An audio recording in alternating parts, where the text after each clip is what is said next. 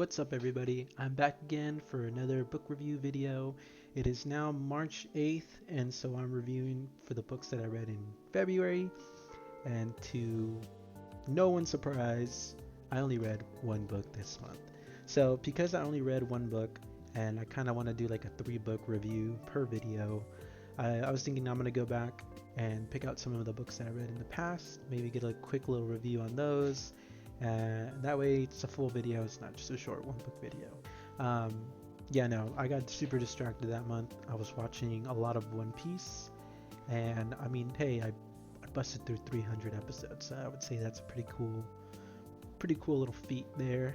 But yeah, that took up a lot of my time. So the books that I'm going to be reviewing today are going to be The Tattooist of Auschwitz, The Martian, and Dune, because the movie just came out and everybody's talking about it. So I thought I'd give my thoughts on the book. It's a pretty hefty one. It's probably the biggest book I've ever read, I think. So we'll get into it. I'll start off with the first book of the month, or the only book that I read, Tattooist of Auschwitz. So in The Tattooist of Auschwitz, you follow a boy named Lael, and Lael gets sent to the concentration camps, and while he's there he gets lucky enough to get a job as a tattooist. He has to tattoo every person that's coming in a number on their hand, so that way the Nazis can identify them by number, not by names or anything like that. Like, to them, obviously you're just another number, but luckily for him that job comes with some perks. He gets to actually have food, whereas other people have to starve. He gets his own room where other people have to bundle up together in one place. So he gets a little bit of a special treatment because it's a job that he has to do, and he's like super smart about survival. He does what he has to do to survive. But Lael is also such a good person, where he became known as a smuggler around there. He would help other people with either more food rations, or he would bribe Nazis to kind of get his way. But the thing about Lael is that as he's tattooing people, he falls in love with a girl at love at first sight, basically, and her name was Gita. And he all he thinks about all day is Gita, and he just wants to spend time with her. So he goes around the camp whenever he can to try to find her, and basically tell her what's up, like, hey girl, I love you. And it's a really hopeful story about love, that you can find love even in such a cruel place as the Holocaust. And Lael's motivation to stay alive, and his motivation to beat this cruel camp, is to just be there in the end with her, and pretty much get together with her. And it's based off of a true story. This actually happened. It was a good read. I would say the first half of the book I started getting a little sluggish reading it. Not that it was boring, but it took a while to get to a little bit more of the intenser parts of the book. So yeah, if you're interested in a Holocaust, World War II era book, if you wanted to see what it was like in the camps, and on top of that have an actual love story, this one's it. Because I don't think love was something that was happening in the camps, but yet it did. And so definitely go check it out. My rating is a 3.5 out of 5, only because the beginning felt a little sluggish, but that ending really nailed it. So yeah, The Martian, pretty good. Andy Weir's written some of my favorite books that I've read in the sci-fi field, with this one and Project Hail Mary, but this one was probably my favorite out of the two. So you follow a guy named Mark Watney, who him and his crew of astronauts take a mission to Mars. He is a botanist, so he's there to see if you can plant things in the soil of Mars. And there's a storm that comes in that makes them have to retreat, but he wasn't able to make it on the ship on time. So his team assumed that he died because of an accident that happened, and they had to leave him behind. And so they're on their way out. Turns out Mark was still alive the whole time. He just got injured, and so he has basically no communication to them, to NASA, like all his equipment has been destroyed.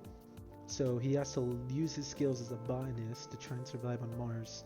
And he uses some knowledge that he had of like other rovers to maybe hopefully be able to contact NASA to let him know that hey, he's still alive. And what I really loved about this book is that it's like told in like a how to explain it? It's told in the perspective of himself. So he's like doing these like logs like this, and he's like really funny.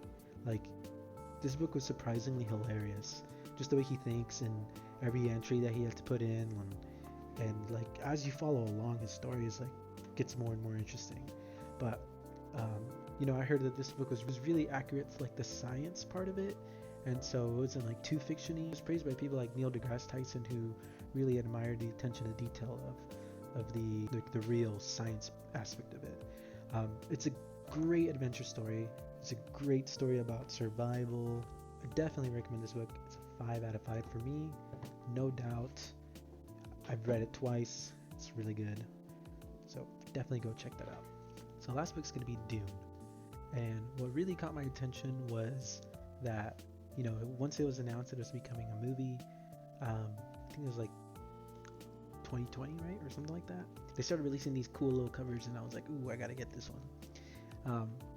But it took me a really long time to finish it. I think I read it from the moment they announced it till after the movie came out.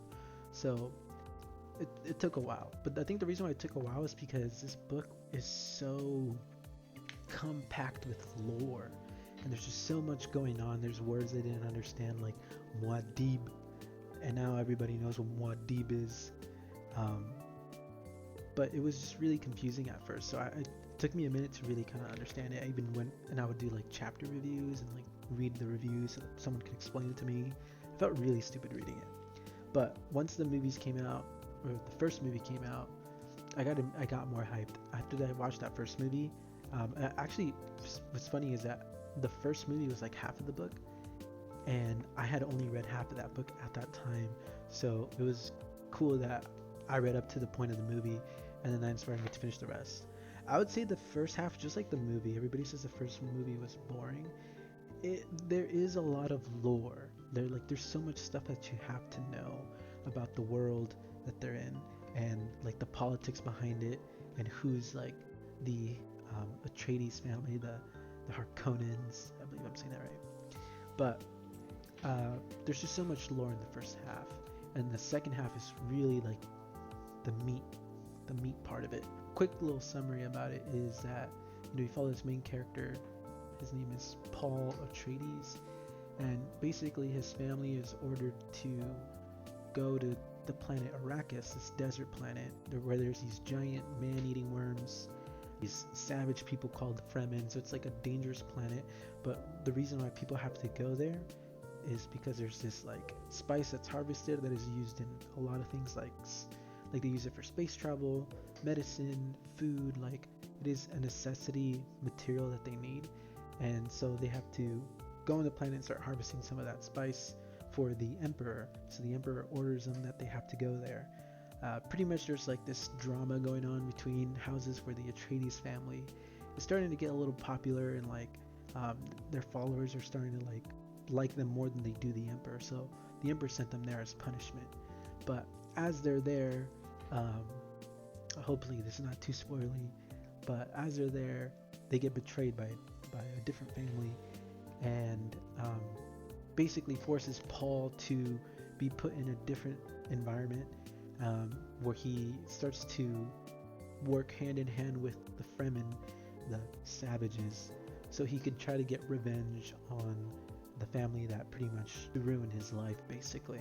And so the Fremen believe that there's going to be an outsider who's going to come to the planet Arrakis and lead the Fremen to salvation. And the Fremen have been fighting, you know, the harvesters for a long time. So they see the outsiders like as like a threat, basically. And Paul and the Fremen now have a shared goal to defeat their enemy together. And what's really cool, the second part of the book, is that there's a prophecy that the Fremen believe that there's going to be a Messiah to lead them. And so you see Paul kind of start to fill those shoes and you see if he actually becomes what these people believe, and it's a badass story. Like one of the coolest coming of age books I've ever read, because it really is that. It's like a coming of age book hidden behind politics and war and space travel and giant man-eating worms.